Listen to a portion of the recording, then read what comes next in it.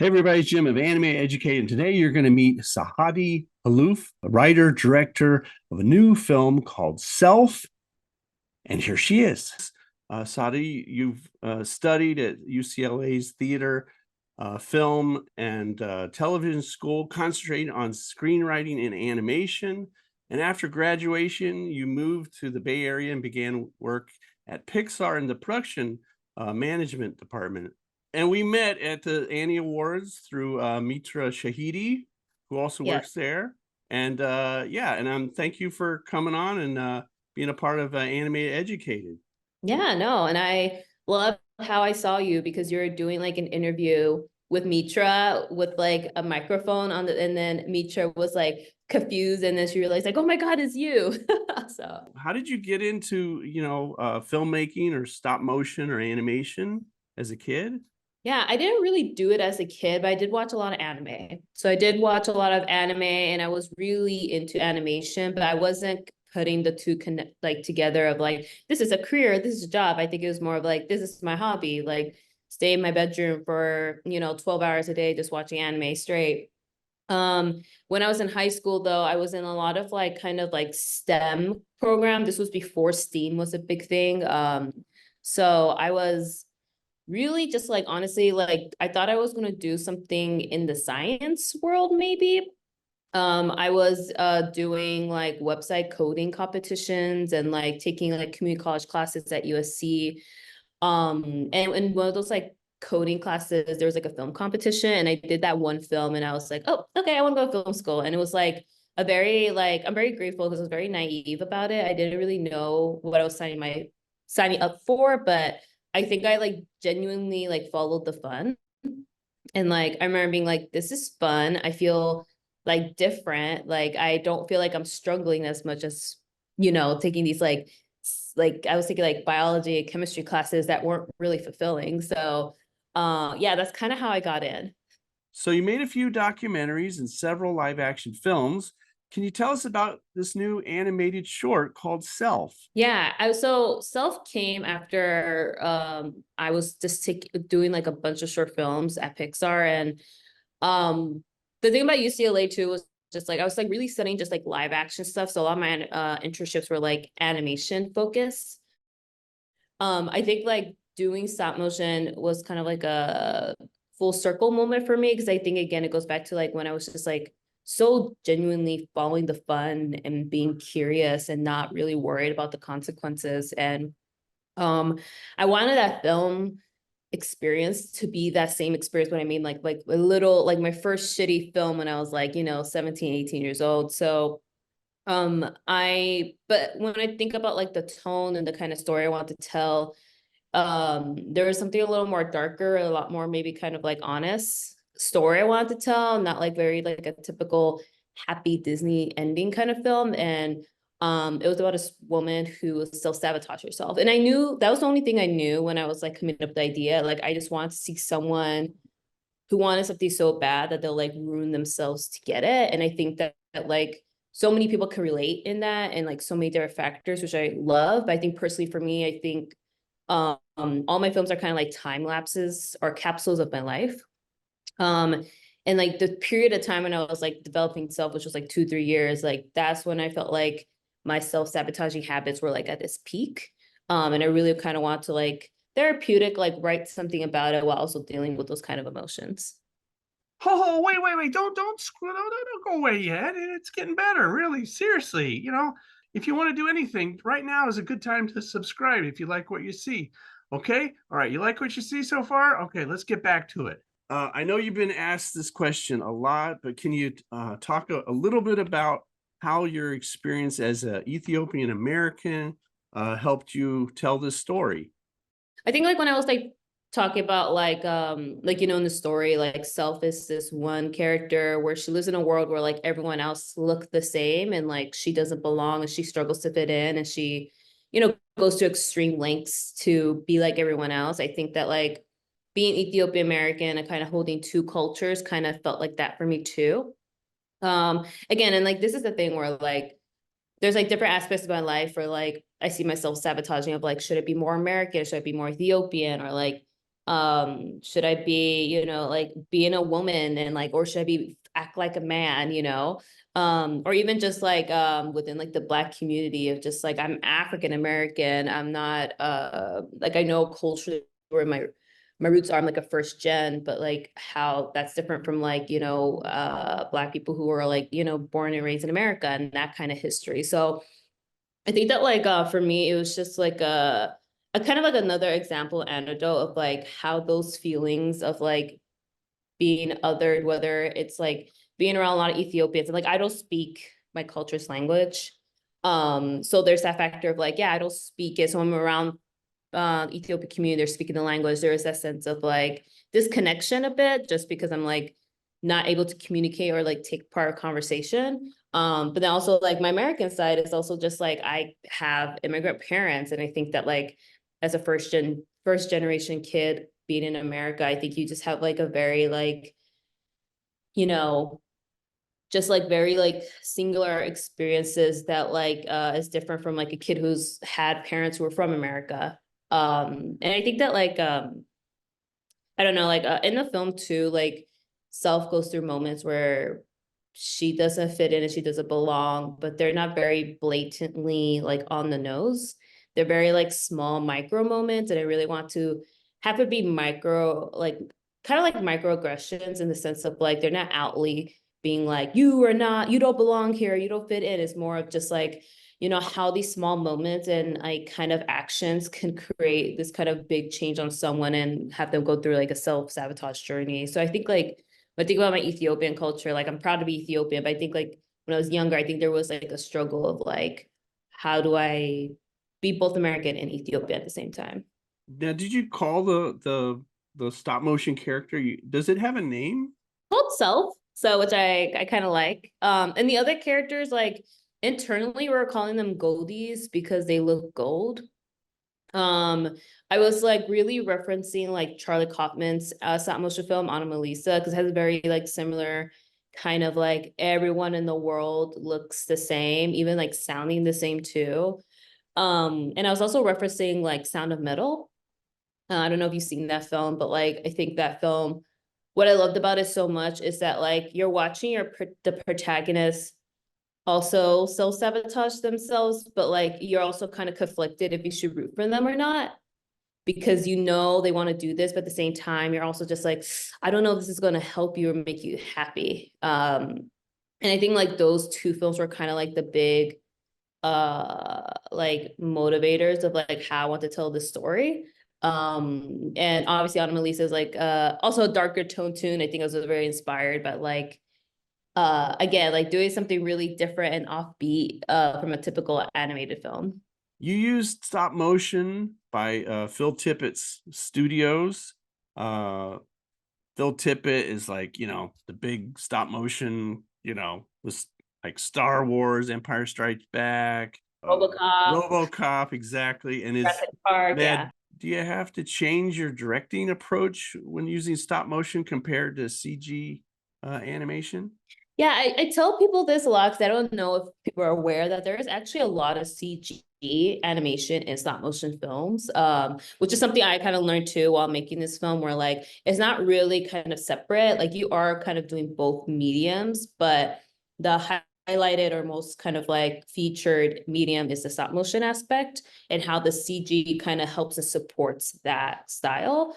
So working with Tippett Studios was like a blessing because I think for us, we just never made a stop motion film. So we were kind of like flying a plane while building at the same time, you know, like we're just trying to figure it out. And being there with Tippett, having them on board earlier too was nice because they were able to kind of just teach us and like show us the process and like, you know, because it broke our Pixar pipeline. We actually had to like make and create a new pipeline for us to make this film. That follows more of a VFX kind of like pipeline. But it was also great too for me. It was just like I wanted to challenge myself as a director. So it was nice to kind of be like a director with two different studios. I kind of like stretched my limits. Like one is CG and one is stop motion, and like being able, and what's grateful for us is that like Tippett Studios is like in Berkeley, so it's not even that far from us. So it's just like, yeah, I'll just drive over on set, and that's where I'll go to do like puppet construction meetings, look at the puppets, seeing how the construction is going, then I'll like drive back to Pixar and I'll go to like, you know, layout meetings and like edit reviews. So like it was really like, it was like a fun experience in the sense of like, again, I think of myself when I was like 17, 18 and just like being really kind of like naive and just but like curious and like I was scared but not too scared that it stopped me. I think I had like a healthy sense of like fear, but I think I also was just like too overly excited as well. Now, there's no dialogue in the film, but the CG characters communicate with each other. I got the impression that stop motion puppet was trying to communicate, but the CG people didn't even meet her halfway. And I could feel her frustration and sadness. Could you talk a little bit about that? Yeah, I want to really like kind of illustrate my mother's experience like immigrating here to the States. And I think like one of the biggest things about like marginalized groups is that usually they're not seen and heard, like, but they're in the space. And I think immigrants really experience that. And self is like an immigrant woman from Africa that I wanted to kind of like show like what it was like when you don't speak the language of like around. And again, also like ties with me, we're like, oh, sometimes when I'm in Ethiopia and they just talk in Tigrinya and I'm like, I don't know what they're saying, but I could hear like things here and there and like trying to pick it together, but it's hard for me to fully understand what's going on. And self goes through that. And I think that's like another kind of microaggression that immigrants kind of go through where like if you don't speak English, you're kind of like immediately put in a different level or like seem dumb or like not intelligent. I want to show that frustrations that self had because, you know, when you think of coming to America as an immigrant, it's kind of like, you know, land of the free and like opportunities. And then like you see how that slowly kind of like doesn't happen and how you become excluded and also just like alone. So when we're creating the dialogue, like, or like the language that they speak with, I knew I wanted it to feel like attractive and I wanted to like lean self in when she heard it. So we're going for like higher pitched dings. But I also didn't want it to feel like a musical. I really want to make sure that like, this is like kind of like common conversations that they're having. They're like very simple but not like too overly because I didn't want to compete with the score, so we're trying to find like a happy medium of like what kind of dinging sounds like that. But then also when we're in animation we're noticing how like a lot of these movements felt like sign language. Mhm. And we did not speak the sign language and I didn't feel comfortable of us kind of determining what sign language or what isn't, so we actually got Respectability, which is like a consultation group that for entertainment, like media, when it comes to like stories about people with disabilities, and we asked them to look at our animation and also send us video references of like safe things to sign so that the animators could use that as a reference to if they needed it to create their work. So yeah, it was a very kind of like, I'm very happy with the end product of it, but it definitely was like a long road for us to kind of get to that. Okay, so now you're promoting the film and you've been doing a lot of interviews lately. Are there any questions you wish interviewers would have asked you? Because I could ask you them right now. Self-design maybe like when I try to think of like how we design self, there was a lot of thought process of just like bringing in like Ethiopian women kind of features on her, but also like delegating the balance of like us knowing that we're going to make this into a puppet. So like making sure we're like satisfied with the design, but also like talking to our like Tippett studios to be like, can we hit this design on the puppet? Was kind of like some of the like bigger like challenges for us. Like her hair was like a big deal in the sense of like it was very big, but it's a very iconic Ethiopian hairstyle. So for me, it was just like it was really important for me to not kind of compromise that look for like ease in production, but at the same time, I wanted my team to understand the importance of like we need this. Like this is about my culture, and I think like it wouldn't be fair to culture represent it. So there was a lot of like I'm very grateful because my crew were really like down to figure this out because she had like very tight braids and figuring out like how we're gonna have the tight braids on her head. And also just even like how is it going to move? Because we knew the animators wanted the hair to move and they want to have control over it. So figuring out the system of like putting in the wires in her hair so it could create some movement for the animators, but also not having to be too heavy because again, like it is such a large piece and we want Self to kind of be able to, obviously there's like an armature that she'll be attached to, but there's also this like kind of level of like, we want to make sure she's able to kind of like withhold that weight as well. So yeah, those are like kind of like her design and the puppet construction process were like some of the things that was like, again, like it was scary, but at the same time it was like fun. Like I was like very like, I was like absorbing a lot. And now I kept on saying to myself like, oh, I know what to do next time. I know what I want to do next time. So yeah.